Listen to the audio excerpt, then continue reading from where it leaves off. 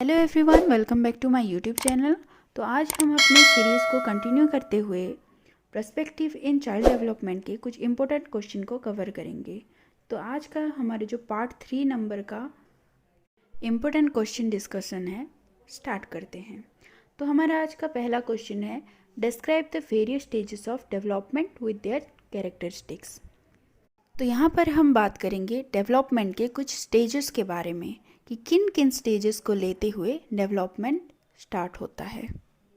तो अगर हम स्टेजेस की बात करें तो ये पहला जो स्टेज है वो है इन्फेंसी स्टेज। तो इसे मैं यहाँ पर स्मॉल पॉइंट्स में लिखूँगी ताकि आपको अच्छे से और जल्दी याद रह जाए। तो आज जो पढ़ने वाले हैं हम, इसका फर्स्ट स्टेज है इन्फेंसी स्टेज। ये जो स्टेज है ये कब स्टार्ट होता है? जन्म के बाद 2 वर्ष तक के बच्चों में ये स्टेज पाई जाती हैं, यानी कि उस समय को इन्फेंसी स्टेज कहा जाता है। During this stage child development is rapid, यानी कि ये जो स्टेज है इसके अंतर्गत जो डेवलपमेंट होता है वो जल्दी होता है बच्चों के अंदर। And next point is rapid increase in physical development. तो जब बच्चे का विकास होता है तब उनका फिजिकल डेवलपमेंट भी होगा। तो उसी तरह क्योंकि डेवलपमेंट भी जल्दी हो रहा है इसीलिए फिजिकल डेवलपमेंट भी जल्दी होगा। नेक्स्ट पॉइंट, कॉपी, यानी कि बच्चे जो होते हैं इस समय नकलची होते हैं। जैसे कि आप उनके सामने कुछ एक्ट करेंगे तो वो आपको देखते हुए वैसा ही प्रेजेंट करेंगे, वो जल्दी से इमिटेट करने लगते हैं। Next short point is dependent on parents. यहाँ पर हमें क्या पता चलता है कि जो इन्फेंसी स्टेज है उसमें बच्चे माता पिता के ऊपर निर्भर रहते हैं। Next point is development of rote memory. यहाँ पर क्या होगा, बच्चे की जो रटने की स्मृति होती है वो बढ़ती है। Next is selfish.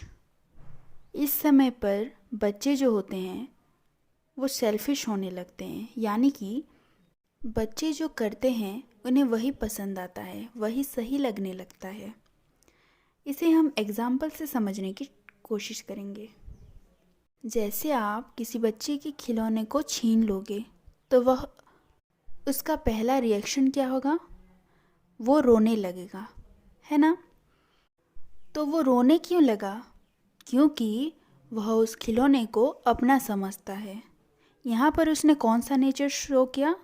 अपना सेल्फिश नेचर शो किया। तो ये सारे जो पॉइंट्स हैं ये आते हैं आपके इन्फेंसी स्टेज में। इन सारे पॉइंट्स को आप इलेबोरेट करके आराम से एग्ज़ाम में लिख सकते हैं। अगर आप एग्ज़ाम में हर एक पॉइंट को 2 से 3 लाइन के अंदर लिखेंगे तो ये आराम से आपको अच्छे मार्क लाने में मदद कर देगा। सो अब हमारा सेकेंड स्टेज को हम पढ़ेंगे। तो सेकेंड स्टेज जो है दैट इज़ चाइल्डहुड। तो यहाँ पर अगर हम चाइल्डहुड की बात करें तो दो टाइप के चाइल्डहुड देखने को मिल जाएंगे आपको, जो कि है early childhood and let childhood. तो सेकेंड स्टेज जो है वो है अर्ली चाइल्डहुड। तो स्टूडेंट्स, यहाँ पर से बहुत सारे क्वेश्चन आते हैं अर्ली चाइल्डहुड में से एंड लेट चाइल्डहुड में से। बहुत सारे शॉर्ट नोट्स भी आते हैं, तो इसे आप ध्यान से देखिएगा। मैं यहाँ पर कुछ शॉर्ट पॉइंट्स से आपको समझाने की कोशिश करूँगी जिससे कि आप इस टॉपिक को अच्छे से समझ जाएंगे और एग्ज़ाम में आराम से लिख पाएंगे। तो let's start the second stage, early childhood. तो अर्ली चाइल्डहुड जो है इनमें 2 से 6 साल के बच्चे आते हैं। It is the first point. And second point is physical activity, जो कि है यहाँ पर बच्चा अपनी शारीरिक गतिविधियों को शुरू कर देगा, जैसे कि खिलौने को पटकना, मारना, चिल्लाना, यहाँ से वो शुरू कर लेगा। Third point is language development. तो यहाँ पर क्या होगा, बच्चे का भाषा के प्रति विकास होगा। हमारा जो भाषा है विकास के प्रति यानी कि डेवलपमेंट के प्रति बहुत ही महत्वपूर्ण अवस्था इसे मानी गई है। नेक्स्ट इज टॉय एज, यानी कि इस एज में बच्चा अपने आप को अपने खिलौनों से कंपेयर करने लगता है, अपने आप को अपने खिलौनों जैसा समझने लगता है। जैसे कि एक तौर पर अगर बच्चे को भूख लगी तो वह अपने खिलौने को भी खाना खिलाएगा। तो ये हो गया इसका एग्जाम्पल। तो अब नेक्स्ट पॉइंट है प्री स्कूल एज। यहाँ पर जो ये पॉइंट जो है वो डिटरमाइन करता है कि स्कूल जाने से पहले की अवस्था, इससे कहा जाता है pre school age. And next point is pre gang age, यानी कि समूह में शामिल होने से पहले की अवस्था, जैसे कि दोस्त बनाने से पहले की अवस्था। तो ये हो गया हमारा अर्ली चाइल्डहुड। तो मैंने आपको यहाँ पर छोटे छोटे भागों में पॉइंट को डिवाइड करके समझा दिया है, जिसे आप आराम से विस्तारित करके लिख सकते हैं। Next stage is late childhood. ये हमारा थर्ड स्टेज है। तो इसमें क्या होता है, in later childhood child start to apply logic. यहाँ पर क्या होगा, लेटर चाइल्डहुड की बात करें तो यहाँ बच्चा तर्क लगाने शुरू कर देता है। And next point is school.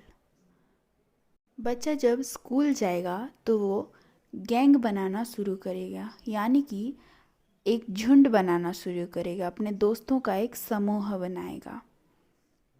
Next is imagination.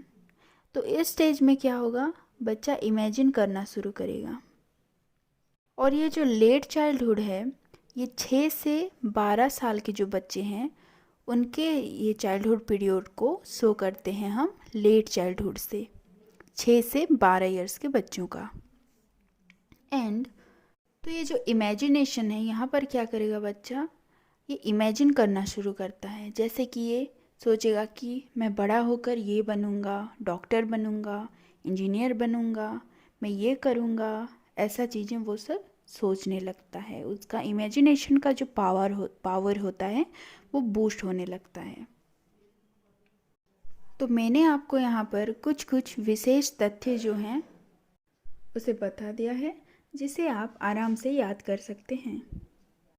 अब पढ़ेंगे हम हमारा नेक्स्ट स्टेज,